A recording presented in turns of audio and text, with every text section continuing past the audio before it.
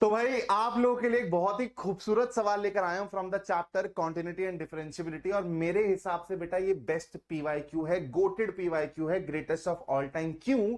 क्योंकि यार ये सवाल ना एकदम डेप्थ में तुम्हारे बेसिक कॉन्सेप्ट्स को चेक करेगा, टेस्ट करेगा।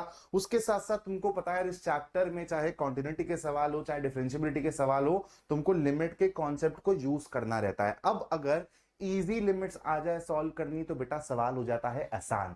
लेकिन यहीं पर ही अगर एग्जामिनर खेल दे थोड़ा सा और आपको कोई टिपिकल लिमिट सॉल्व करने के लिए दे दे, आपके 11th के बेस तो अच्छे हैं नहीं बेटा, लिमिट्स एंड डेरिवेटिव्स उतने अच्छे से पढ़ा है नहीं, तो वहां तुम सारे के सारे पक्का फंसोगे। तो इस सवाल के थ्रू तुमको समझ आएगा कि भाई किस लेवल तक तुम लोगों को लिमिट सॉल्व करनी आनी चाहिए। अगर तुम ये सवाल बना लेते हो तो एग्जाम में जैसा मर्जी सवाल आए बेटा तुम पक्का बना पाओगे। पहले सवाल को रीड कर रहा हूं, समझा रहा हूं बेटा। P और Q दो अननोन है जिसकी वैल्यू मेरे को फिगर आउट करनी है। मेरे को फंक्शन ऐसे दिया हुआ है कि x less than pi by two पे वो ऐसा दिखेगा, x is equal to pi by two पे P वैल्यू लेगा और x greater than pi by two पे ऐसा दिखेगा।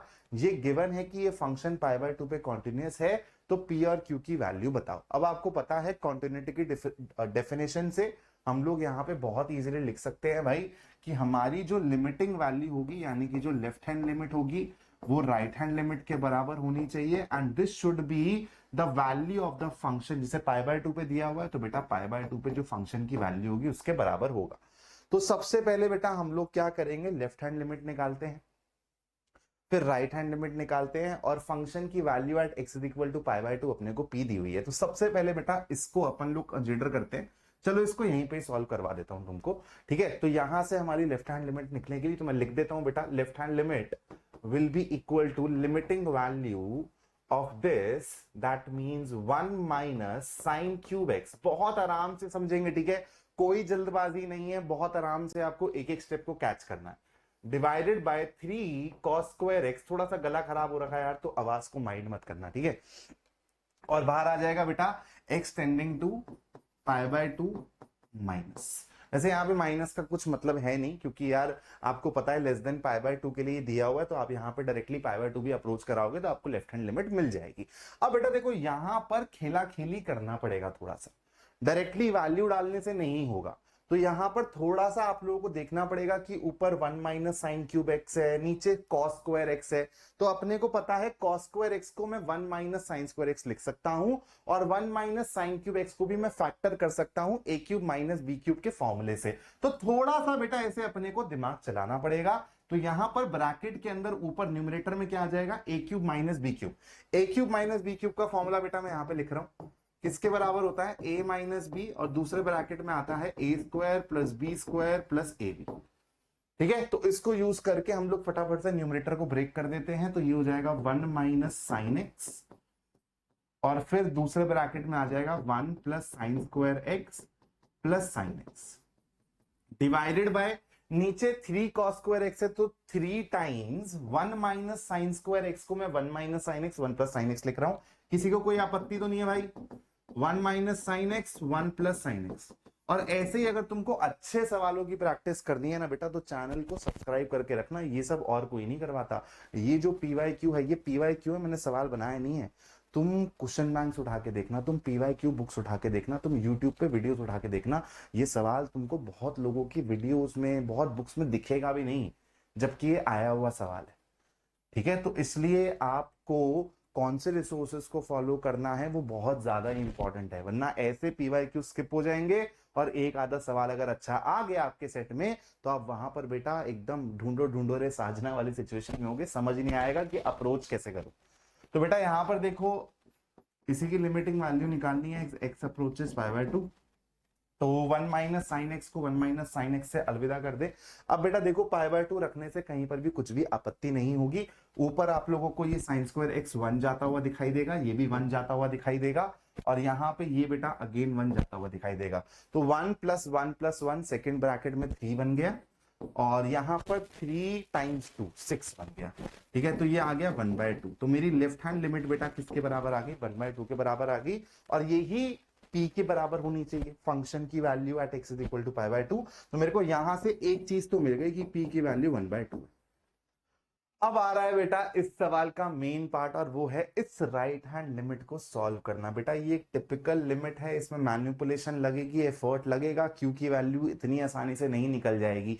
पी की वैल्यू तो मेरे को फिर भी लगता है कि 50-60% बच्चा निकाल लेगा अगर वो थोड़ा सा भी दिमाग लगा ले, लेकिन क्यू की वैल्यू निकालने के लिए, राइट हैंड लिमिट सॉल्व करने के लिए बेटा मैनिपुलेशन लगेगी। अब इस राइट हैंड लिमिट को मैं 2-3 तरीकों से सॉल्व करवा सकता हूं, लेकिन मैं जो मेथड चूज कर रहा हूं वो बहुत ज्यादा इंपॉर्टेंट मेथड है, और तुम लोगों को उस मेथड को अच्छे से ऑब्जर्व करना है कि सर ने ये स्टेप क्यों किया आगे। तुमको ये चीज अच्छे से समझ आनी चाहिए। इससे होगा क्या, तुम लोगों का एक तो दिमाग खुलेगा बेटा, और अगर बाई चांस तुम्हारे सेट में कोई ऐसा सवाल आ जाए कैलकुलस में या फिर किसी भी और चैप्टर में जो आपको नहीं समझ आ रहा है, या फिर आप स्टक हो गए हो कहीं पे, तो आपको अप्रोच समझ आएगी कि यार नेक्स्ट स्टेप के बारे में सोचा कैसे जाता है। ठीक है, तो अब बेटा इस राइट हैंड लिमिट को सॉल्व करना हमारा पर्पस है, इसको मैं नेक्स्ट स्लाइड पे लिख देता हूं।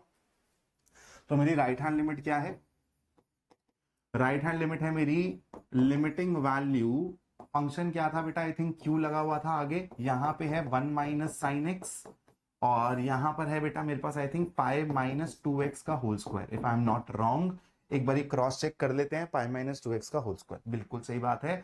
अब यहां पर आ जाएगा बेटा x approaches pi by 2 plus. सबसे पहले तो बेटा सोचो, ठीक है, सबसे पहले तो सोचो, जो लेफ्ट हैंड लिमिट थी ना, यहां पे ट्रिग्नोमेट्री था, नीचे भी ट्रिग्नोमेट्रिक फंक्शन था, और वो भी साइन और कॉस था। तो आप लोग इंटर कन्वर्ट करके फैक्टर्स को कट करके सॉल्व कर लिए आसानी से, ऐसे सवाल आपने पहले भी कर रखे हैं।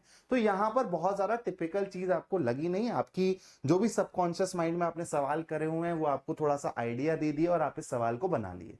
यहां पर देखो यार, यहां पर ऊपर 1 माइनस साइन एक्स है, नीचे पाई माइनस 2x है, तो तुमको ये तो समझ आ रहा है कि नीचे अब ट्रिग्नोमेट्रिक नहीं एल्जेब्रिक फंक्शन है एक, और ऊपर ट्रिग्नोमेट्रिक फंक्शन है।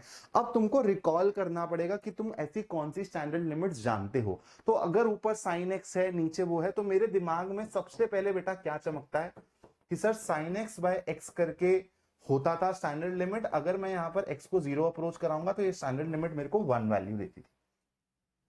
अब पंगा कहां फंस रहा है, इस लिमिट को तुम यहां पे डायरेक्टली कैसे यूज करोगे। ऊपर 1 माइनस साइन एक्स है, साइन एक्स अकेला तो खड़ा नहीं है।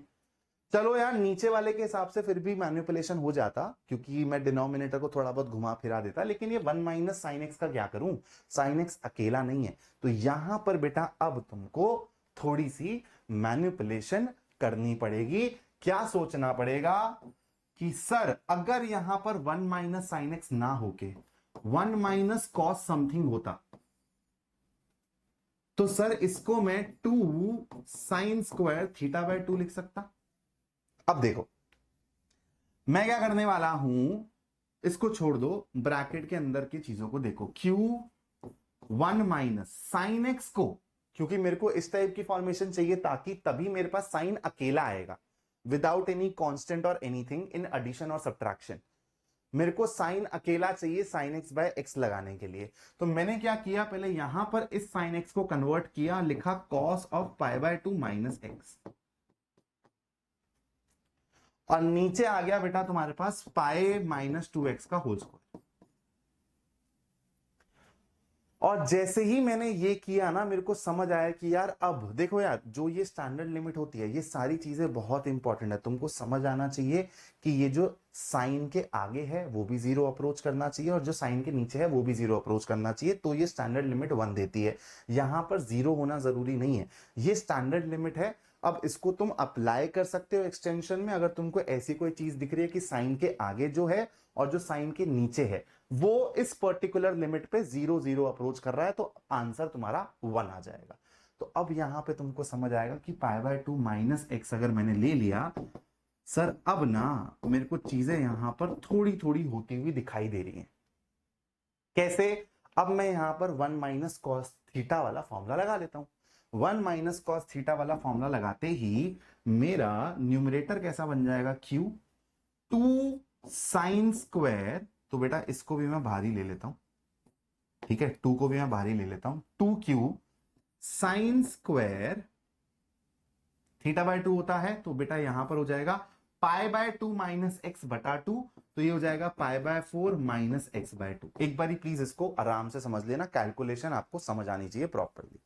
अब देखो नीचे क्या है अपने पास, पाई माइनस 2x, पाई माइनस 2x, देखो बहुत आराम से समझेंगे।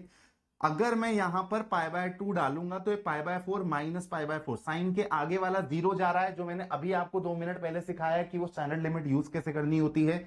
अब यहां पे π-2x है बेटा, ठीक है। अब मेरे को साइन के आगे जो है वही डिनोमिनेटर में बनाना है, यानी कि मेरे को π/4 माइनस x/2 ही चाहिए डिनोमिनेटर में, और यहां पे साइन स्क्वायर है तो ये वाली चीज मेरे को दो बारी चाहिए डिनोमिनेटर में दोस्त। तो मैं π-2x का स्क्वायर को ऐसे लिखता हूं, ठीक है। क्या मेरे को ये चाहिए था? नहीं सर, मेरे को तो चाहिए था π/4 माइनस x/2। तो यहां पर अगर मेरे को 4 लगाना है और यहां पर भी मेरे को 4 लगाना है, तो π/4 माइनस x/2 मिल जाएगा क्या? सर बिल्कुल मिल जाएगा। लेकिन सर आप ऐसे कैसे 4 से डिवाइड कर सकते हो? ठीक है, अब तो कर सकता हूं, अगर मैंने 4 से यहां पे मल्टीप्लाई कर दिया। सर अच्छा ठीक है, फिर तो मैं इसको भी बना देता हूं, और यहां पर भी सर, और लेकिन एक और 4 चिपकाना पड़ेगा। तो अगर आप डिनोमिनेटर में 16 से मल्टीप्लाई डिवाइड करते हो तो जो ये एंगल है यही आपको दो बारी रिपीट होता हुआ दिखाई दे रहा है। सवाल हो गया समाप्त। बस अब तुमको समझ आ रहा होगा कि सर क्यों बोल रहे हैं कि ये एक बहुत ही खूबसूरत सवाल था। तो बेटा 2q/16 ये तो सीधा सीधा ले लो बाहर तुम, q/8 के बराबर, ठीक है। और अंदर क्या आएगा आप देखना, limiting value of sine square, तो इसको ऐसे लिख देते हैं, साइन ऑफ π/4 माइनस x/2, एक और साइन ऑफ π/4 माइनस x/2।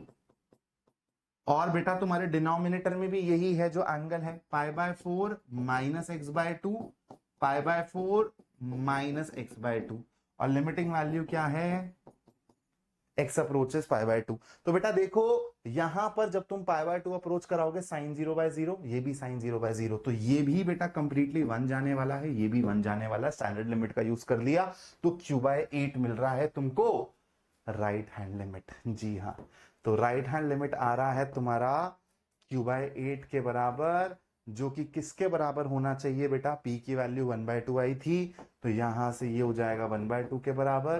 तो q की वैल्यू तुम्हारी सिंपल सिंपल आ जाएगी बेटा 4 के बराबर। तो इस सवाल का फाइनल उत्तर क्या है, p की वैल्यू है 1/2, q की वैल्यू है 4। समझ आया? मजा आया? तो मैंने यहां पर सबसे पहले 1 माइनस साइन एक्स को 1 माइनस कॉस समथिंग में लिखा, ताकि वहां से मैं 1 माइनस कॉस थीटा वाला फॉर्मूला यूज कर लूं। उसके बाद मैंने इसको स्टैंडर्ड लिमिट के हिसाब से मैन्युपुलेट किया, ब्रेक किया डिनोमिनेटर को, और उसके बाद मेरे को स्टैंडर्ड लिमिट यूज करने को मिली, फिर सवाल सॉल्व हुआ। ऐसे सवाल बेटा 2025 में भी आए हैं, और 2025 में एक और सवाल आया है जो मेरे को भी याद आ रहा है, मैं एक बार इस बुक से आपको देख के बताता हूँ। वो भी बेटा बहुत अच्छा सवाल मैं बोलूंगा, क्योंकि उसमें बच्चों ने एरर बहुत की है। सवाल मुश्किल नहीं है, लेकिन उसमें सिली एरर बहुत हुआ है, क्योंकि उसमें उसने वेन डायग्राम बना के दे दिया। कॉन्सेप्ट सिंपल सा है, यही अगर वो नॉर्मल स्टेटमेंट फॉर्म में एमसीक्यू बना देता तो हर बच्चा सॉल्व कर लेता। जैसे मैं सवाल मेरे को मिल गया, मैं आपको बताता हूँ, ठीक है। पीवाईक्यू बुक इसलिए आप लोगों के पास होनी चाहिए, और वो भी अच्छी पीवाईक्यू बुक होनी चाहिए जिसमें कोई भी सवाल ना मिसिंग ना हो। यार क्या करते हैं, कुछ कुछ क्वेश्चन बैंक्स में आपको ये सब अच्छे सवाल नहीं मिलेंगे, आप लोगों को यूट्यूब वीडियोस में ये अच्छे सवाल होते हुए दिखाई नहीं देंगे। आसान आसान सवाल आप लोगों को देखने को भी मिलेंगे, करने को भी मिलेंगे, क्योंकि उससे आपको अच्छा लगता है, ठीक है। तो इसलिए आप लोगों को थोड़ा सा बेटा सतर्क रहना है, सावधान रहना है, अच्छी बुक्स को फॉलो करना है, अच्छे टीचर्स को फॉलो करना है। ये सिर्फ मैं मैथ्स की बात नहीं कर रहा बेटा, फिजिक्स के लिए तो और ज्यादा इंपॉर्टेंट है। फिजिक्स के लिए तो अच्छी बुक, अच्छा टीचर और ज्यादा इंपॉर्टेंट है। मैं डिस्क्रिप्शन में बेटा तुम्हारे लिए पीवाईक्यूज की, क्वेश्चन बैंक्स की रिकमेंडेशन डाल दूंगा, तुम लोगों को समझ आए तो देख लेना। तो बेटा ए क्या कर रहा है, a denotes the set of continuous function, ठीक है, set of continuous functions, and b denotes the set of differentiable function, differentiable functions। अब वो क्या बोल रहा है, then which of the following depicts the correct relation between set A and set B, ठीक है। तो सेट ए और सेट बी में क्या सही रिलेशन होगा, मैं आपको 4 ऑप्शन दे रहा हूं यहां पर, आप लोग मेरे को कमेंट में इसका आंसर छोड़ के जाएंगे, ठीक है, और मैं कमेंट में आपको बता दूंगा कि आपका आंसर सही है या नहीं है। तो बेटा पहला कुछ ऐसा दिख रहा है, पहले तो मैं 4 डब्बे बना देता हूं यहाँ पे ऐसे, वेन डायग्राम के रिस्पेक्ट में पूछा गया था, ठीक है, बहुत इजीली सॉल्व कर लोगे अगर बेसिक्स अच्छे हैं तो ये कुछ बी है और अंदर उसके ए है, ठीक है, ये ए ये बी। इस वाले सिचुएशन में बेटा अंदर बी है और बाहर ए है, यहां पे बी है यहां पर ए है, ठीक है। यहां पर ऐसे इंटरसेक्शन वाला केस है, हल्का हल्का इंटरसेक्शन आ रहा है ए और बी में, और यहां पर बेटा दोनों के दोनों दूर दूर है, ए एरा और बी एरा। तो इस सवाल को आपको सॉल्व करके बेटा कमेंट बॉक्स में आंसर डालना है और कोशिश करना कि एक्सप्लेन करने की भी ट्राई करो। एक आधा अच्छा कमेंट आ गया और बाकी बच्चों को नहीं समझ आया तो कमेंट पढ़ के ही सीख जाएंगे यार, आपस में भी थोड़ी सी हेल्प करनी चाहिए, कम्युनिटी बनानी चाहिए अपने को, है ना। Thank you so much for watching this video. ऐसी और वीडियोस आएंगी बेटा, ऐसे खूबसूरत सवाल और आएंगे जो कि आपके बोर्ड एग्जाम के हिसाब से रेलेवेंट है। आपको अपनी प्रॉब्लम सॉल्विंग पे काम करना पड़ेगा, सिर्फ आसान आसान सवाल लगा के बेटा अच्छा फील करके पूरे साल नहीं बात बनने वाली है। तो अगर तुम इस तरीके से पढ़ना चाहते हो मेरे YouTube चैनल पर बने रहना। अगर तुमको एकदम क्लोज स्पेस में प्रॉपर डेडिकेटेड तरीके से मेरे साथ लग के मेहनत करनी है बेटा, तो मैंने अपना समर्पण बैच भी लॉन्च किया हुआ है, तुम उसमें भी एनरोल कर सकते हो। 22 जून से वो बैच चालू हो जाएगा। तुम्हारे पास 8 या 10 दिन बचे हैं अपनी सीट सिक्योर करने के लिए। अगर तुमको लगता है तो तुम फटाफट से एनरोल कर लो और फिर 22 जून से तुम्हारी जो तैयारी चालू होगी ना, मजाक नहीं कर रहा बेटा, अक्टूबर नवंबर तक तुम ये सारे के सारे सवाल देख के हंसोगे, अरे सर ये सवाल तो बड़े प्यार से हो जाएगा। Thank you so much for watching this video. जय हिंद दोस्तों।